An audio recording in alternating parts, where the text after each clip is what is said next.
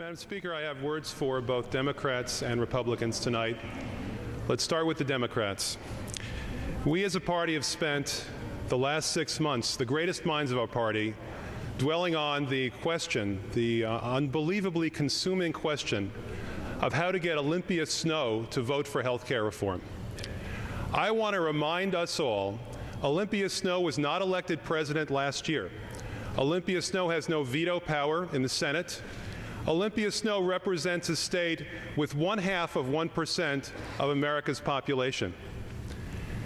What America wants is health care reform. America doesn't care if it gets 51 votes in the Senate or 60 votes in the Senate or 83 votes in the Senate. In fact, America doesn't even care about that. It doesn't care about that at all. What America cares about is this. There are over 1 million Americans who go broke every single year trying to pay their health care bills. America cares a lot about that. America cares about the fact that there are 44,780 Americans who die every single year on account of not having health care.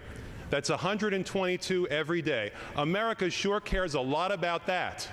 America cares about the fact that if you have a pre-existing condition, even if you have health insurance, it's not covered.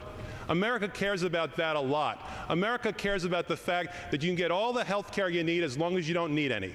America cares about that a lot.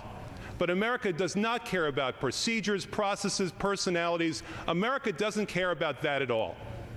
So we have to remember that as Democrats. We have to remember that what's at stake here is life and death, enormous amounts of money, and people are counting upon us to move ahead.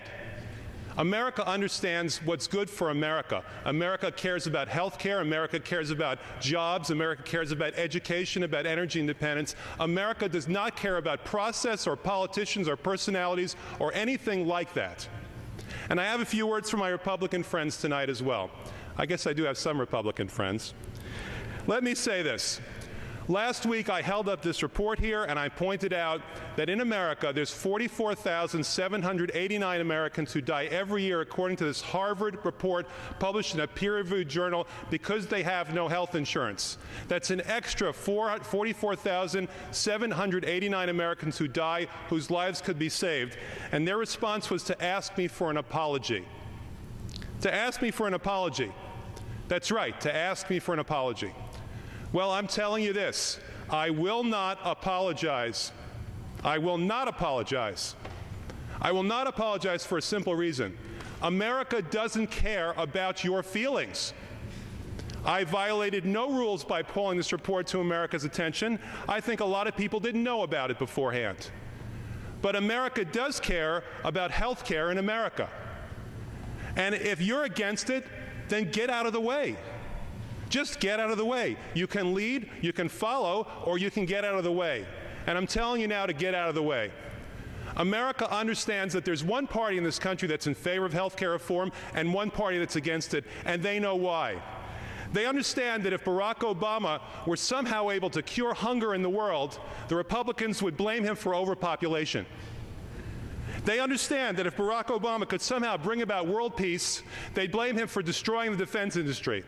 In fact, they understand that if Barack Obama has a BLT sandwich tomorrow for lunch, they will try to ban bacon. But that's not what America wants. America wants solutions to its problems, and that begins with health care. And that's what I'm speaking for tonight. I yield the rest of my time.